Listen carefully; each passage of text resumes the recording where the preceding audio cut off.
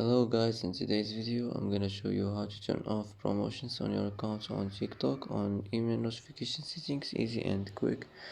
First, click on your profile, click on these three lines here.